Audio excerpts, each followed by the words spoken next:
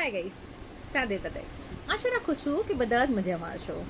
ચકી તમારી આગળ નાની નાની અમથી એવી કહાનીઓ લઈને આવતી હોય છે, જેમાંથી તમને કંઈક ને કંઈક દિલને સ્પર્શી જાય છે. અને દિલને એવું સ્પર્શી જાય છે કે અત્યારે જે વરસાદ છે ને તમારા મોસમ અને તમારા દિલને સ્પર્શી જાય ને એવી વાત હોય છે, રાઈટ? હવે છે ને હું થોડા સમય પહેલાં અહીંથી અમદાવાદ ગઈ હતી. હવે થયું હતું કેવું એ તમે મારી વાત સાંભળજો કે હું અહીંથી છે ને ઇસ્કોનવાળી બસમાં મીન્સ કે ત્યાં ઇસ્કોન ચોકડી છે ને ત્યાં ઉતરી રહી. હવે ત્યાં ઉતર્યા પછી એક ત્યાં દુકાન હતી. એકચ્યુઅલી મને સવારે વહેલા નીકળી હતી 6 વાગ્યાની, તો ભૂખ લાગી હતી એટલે મેં વિચાર્યું કે હું ત્યાં છે ને કંઈક નાસ્તો કરી લઉં, બરાબર. હવે બહારની બાજુ છે ને ઓલા ચાવાળા હોય ને ત્યાં પડીકા જતાં બીજું કંઈ હતું નહીં, એટલે મારે એ કંઈ ખાવું નથી. બિકોઝ કે મને હેલ્ધી નાસ્તો ગમે છે, થોડુંક એકદમ મજા આવે. પછી ત્યાંથી મારે જવાનું હતું ગીતા મંદિર, એટલે મેં કીધું કે હવે ઇસ્કોન ઉતરી છું, કારણ કે બસ હતી એ ગાંધીનગરની હતી, એટલે હું ઇસ્કોન ઉતરી ગઈ ને ત્યાંથી મારે ગીતા મંદિર જવું હતું. એટલે મેં ત્યાં વિચાર્યું કે હું છે ને બાજુમાં જે એક શું હતું કંઈક ખબર નહીં, મોટી દુકાન હશે, આઈ ડોન્ટ નો. મને પાછું એવું મોટા મોટા શોખ હોય ને એ વસ્તુ યાદ રહેતી નથી. તો અહીંયા મોટી એક દુકાન હતી, હું અંદર ગઈ અને પછી ત્યાં છે ને જે ઓર્ડર આપતા હોય ને કઈ રીતે હતું કે ટોટલી કોમ્પ્યુટરાઇઝ હતું, બરાબર. કોમ્પ્યુટરાઇઝ એટલે એવું નથી કે મને કોમ્પ્યુટર નથી આવડતું, બટ મારી વાત સમજો કે ત્યાં છે ને કાર્ડથી એવી રીતે સિલેક્શન કરી અને તમારે પછી એમાં પેમેન્ટ કરી લેવાનું ને ત્યાંની એક ચિઠ્ઠી નીકળી ઓર્ડર કરીને દઈ દેવાની, બરાબર. હવે આપણે શું એકદમ દેશી ને શુદ્ધ ગુજરાતીવાળા, એટલે આપણે જ્યારે નાસ્તો જોઈએ ને પછી આપણને ગમે કેવો છે કેવો નહીં, પછી આપણે એને રોકડા પૈસા દઈને દેવાના હોય અથવા તો ટોકનથી લેવાનું.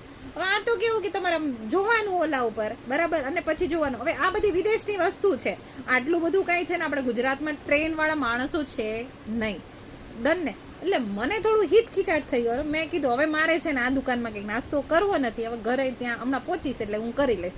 પણ એક મનથી એવું થયું કે હા આવું કઈ રીતે, એટલે બે ઘડી તો મને એવું થયું કે હું આ વસ્તુ અમે રાજકોટમાં તો હું કંઈ યુઝ કરતી જ નથી આવું, અને મેં તો કંઈ જોયું નથી આવી રીતે કે તમે આમ કરતા હોય, બરાબર.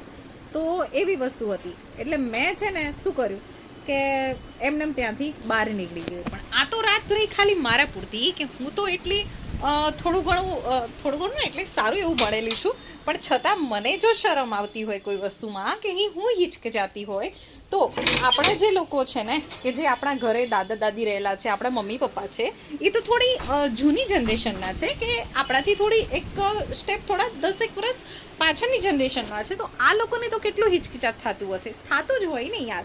પણ એ સમયે મને એમ પણ થયું કે નહીં, એના પછી બહાર નીકળ્યા પછી જ્યારે પછી વિચાર આવ્યો ત્યારે એમ થયું કે આવું બધું હિચકિચાવાનું શું હોય યાર. આપણે તો ગુજરાતી છીએ, ગામડાના લોકો છીએ, જ્યાં આપણને કોઈ ન પહોંચી શકે. આપણને એવું થાય હિચકિચાતું હોય તો સામે ચડીને એમ કહી દે ભાઈ મારે આ નાસ્તો કરવો છે, એના જેટલા પૈસા થાય એટલા રોકડા તમે લઈ લો, લઈ શકે છે ને. અને એ જગ્યાએ જો એને મને ના પાડી હોત ને તો મારે કંઈક છે ને ધમાચકડી કરવાની જરૂર હતી. પણ મને આ વિચાર પછી આવ્યો. એ જે વખતે હું ત્યાં બેઠી હતી ને એ વખતે મને વિચાર ન આવ્યો, પણ પછી વિચાર આવ્યો. હવે જ્યારે હું બીજી વાર ત્યાં જઈશ ને અને પછી કઈ રીતે સુવિધા છે ને એ હું જોઈશ પછી, અને પછી મારે છે ને એની પાસે કેશમાં જેવી રીતે કેવું છે મારે આ નાસ્તો જોઈએ છે ને મને આ દેવાનો થાય છે. જો ન દે ને તો આપણે જોઈશું કંઈક ધમાચકડી કરશું, બરાબર ને. કારણ કે આપણે તો શું છે છીએ એક ગુજરાતી, જ્યાં આપણને છે ને કોઈ માગે નહીં ને તો પણ આપણે જમણાનું દઈ દેતા હોય છે. તો પછી આવી બધી બાબતોમાં આપણે સંકોચિત નહીં થઈએ. અને આ બધું કયા પછી છે ને મને મસ્ત એક ગીત એક યાદ છે ને એ હું મારે તમને યારી આગળ ગાવું છે. જો તમને બધાને આવડે અને ગમે ને તો પછી મારી સાથે 2 શબ્દોના 2 બોલ બોલજો, ઠીક છે? આપણા મલકમાં માયારું માનવી, આપણા મલકમાં માયારું માનવી, માયા મેલીને સીધે જઈશું મોલા મેલમાં, હાલો ને આપણા મલકમાં, હાલો હાલો હાલો ને આપણા મલકમાં. આ છે ને અમે પહેલાં ગામડામાં રહેતા હતા ને ત્યારે ગામડામાં સાંજેકના છે ને રોજ ભજન કરવાની આદત હતી. ત્યારે આવા બધા છે ને મસ્ત મીઠા મીઠા એવા ભજનિયા ગવાતા ને, તો જેથી કરીને જો દિલમાં એક થોડો ઘણો પ્રેમ રહેલો હોય ને બધાના માણસો ઉપર, તો એ છે ને ઉભરાઈને બહાર આવતો હતો. પણ અત્યારના તો સોંગ જ એવા છે કે કોઈનો પ્રેમ જ ન ઉભરાઈ આવે. ઠીક છે. તો ક્યારેક ક્યારેક તમને પણ છે ને મારા જેમ ભજન ગાવાની ઈચ્છા થઈ જાય ને તો ગાઈ લેવાના. કદાચ અવાજ સારો આવે તો એ ઠીક છે, ન આવે તો એ ઠીક છે, પણ મનને જે ગમે ને એ એક વખત કરી લેવાનું ખરા.